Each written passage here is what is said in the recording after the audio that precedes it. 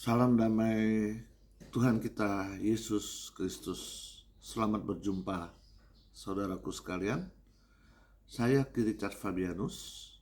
Izinkanlah saya untuk menyampaikan narasi kitab suci yang saya ambil dari Markus 8 ayat 22 sampai dengan 26. Yesus menyembuhkan seorang buta di Betsaida. Anda tahu Betsaida adalah kota yang dikutuk oleh Yesus? Karena apa kota itu dikutuk? Di dalam Matius disebutkan, celakalah engkau Korazim, celakalah engkau Betsaida.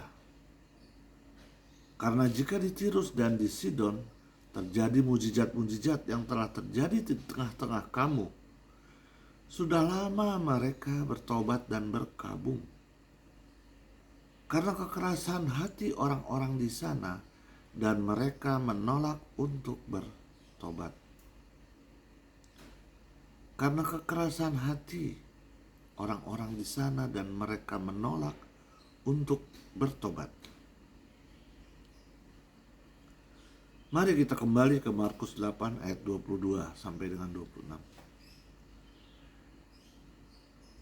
Jika mereka keras hati, lalu mengapa mereka membawa seorang buta kepada Yesus untuk disembuhkan? Bahkan mereka memohon agar Yesus menyembuhkan orang buta tersebut. Apakah itu menandakan bahwa mereka percaya? Tidak seperti yang dikatakan dalam Matius. Lalu tujuan mereka itu apa? Maka saya berpendapat, mereka adalah orang-orang yang keras hati. Tentunya mereka ingin mencobai Yesus. Mereka ingin agar Yesus melakukan mukjizat, melakukan tanda untuk mereka. Mereka tidak percaya kalau tidak melihat dengan mata kepala sendiri. Bahkan permohonan mereka ini seolah-olah mengejek. Hei Yesus, bisa nggak engkau membuat orang buta ini melihat? Coba buktikan. Sekarang kita melihat orang buta itu sendiri. Jika sebagian besar lingkungan daripada kota itu adalah orang mereka-mereka yang kurang percaya, keras hati, bebal, maka saya bisa berpendapat bahwa kemungkinan besar orang buta itu pun sama seperti mereka. Orang buta itu sama keras dan tidak percaya. Ini dapat kita buktikan, kita lihat dari orang buta itu. Orang buta itu terlihat pasif. Tidak ada usaha sedikit pun, tidak ada permohonan, tidak ada kata-kata, tidak ada ucapan. Justru yang memohon itu adalah mereka yang ingin mencobai Yesus. Orang-orang Betsaida. Itulah mengapa Yesus berinisiatif. Langsung memegang tangan orang itu dan membawa keluar ke kampung. Mengapa Yesus memegang tangan orang itu dan membawanya keluar kampung? Ya, karena Yesus ingin memberikan pengajaran kepada murid-muridnya. Yesus datang ke Betsaida bersama murid-muridnya. Yesus tidak sendirian. Ia memisahkan orang-orang yang keras hatinya dengan orang buta itu.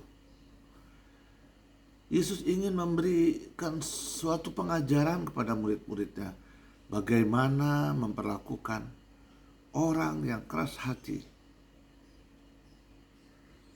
Yang Yesus lakukan bukan untuk menjawab permohonan daripada orang-orang Betsaida, namun ia ingin mengajarkan kepada murid-muridnya bagaimana cara orang yang keras hati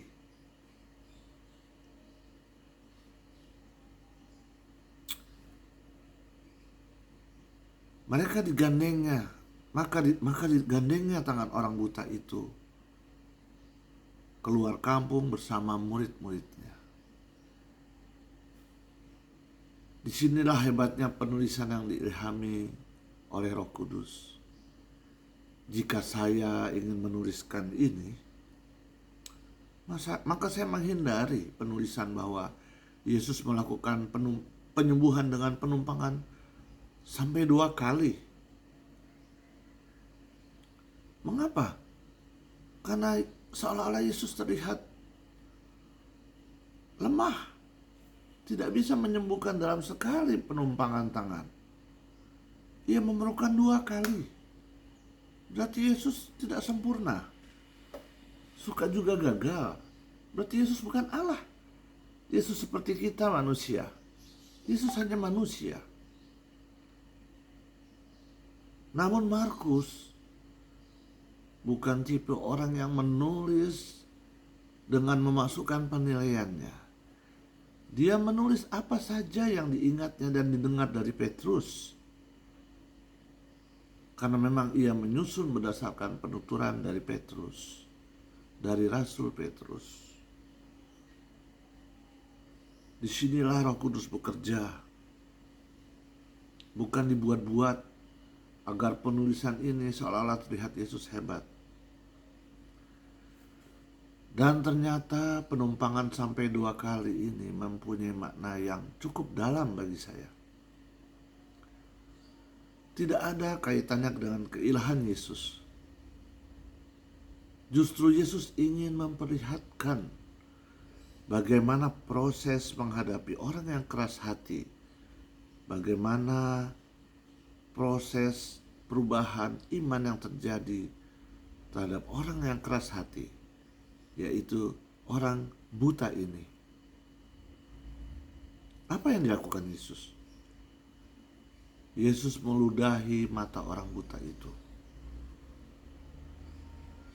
Yesus melakukan sentuhan. Bisa saja Yesus membersihkan mata orang buta itu, mata yang sudah diludahi itu. Namun yang sangat penting adalah orang buta itu merasakan sesuatu yang terjadi pada matanya yang buta. Sesuatu sentuhan.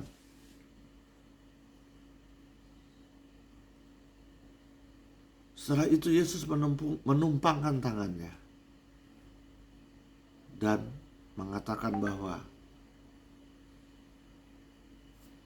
lihatlah engkau, sembuhlah engkau. Apa yang terjadi? Orang buta itu dapat melihat. Namun ternyata yang dilihatnya samar-samar. Penglihatannya tidak sempurna. Ia menyamakan orang-orang sama dengan pohon. Bagaimana mungkin? Hanya bedanya pohon yang dilihat ini bisa berjalan. Sungguh kacau pengertiannya. Tetapi orang buta itu telah merasakan perubahan di dalam dirinya atas sentuhan Yesus tadi. Akibat sentuhan yang Yesus berikan dari ludah Yesus dalam meludahi orang buta itu, mata orang buta itu menghilangkan keraguan orang itu. Karena sesuatu telah terjadi di dalam dirinya. Ia menjadi percaya dengan apa yang terjadi pada dirinya. Ia akan teringat selalu akan sentuhan dari Yesus. Maka ketika Yesus menyentuhnya untuk kedua kali, orang buta itu menjadi sungguh-sungguh percaya. Dan membuatnya menjadi sungguh sembuh sempurna. Dia dapat melihat dengan jelas. Dia tidak ragu lagi. Siapa Yesus itu sebenarnya? Siapa yang dihadapinya? Karena ia telah menyelamatkan dia. Sentuhan Yesus itu adalah proses penyembuhan. Itulah yang menyembuhkan keraguan, kekerasan hatinya. Lalu Yesus menyuruhnya pulang. Namun, Yesus menasihatinya supaya jangan kembali melewati kampung. Karena dia akan melewati orang-orang yang bebal itu, orang-orang yang keras hati itu. Orang-orang yang menolak untuk bertobat. Yesus tidak ingin menjawab permohonan orang-orang itu yang hanya percaya jika melihat mukjizat, yang hanya percaya kalau hanya melihat tanda. Karena iman yang berdasarkan tanda atau mukjizat akan mudah hilang, apalagi jika ia tertimpa masalah. Dibandingkan kita yang percaya bahwa Yesus adalah Mesias itu sendiri, yang dapat kita rasakan selalu mendampingi kita dalam setiap permasalahan, yang selalu membuat kita merasakan damai, walaupun kita belum bisa menghilangkan masalah di dalam diri kita. Namun masalah itu terasa ringan. Dan tentu kita percaya bahwa masalah itu akan bisa kita atasi hanya dengan Yesus yang mendampingi kita. Demikianlah saudara-saudara hasil renungan narasi saya. Saya mengucapkan banyak terima kasih atas kesediaan saudara untuk mendengarkan. Salam dalam nama Tuhan kita, Yesus Kristus.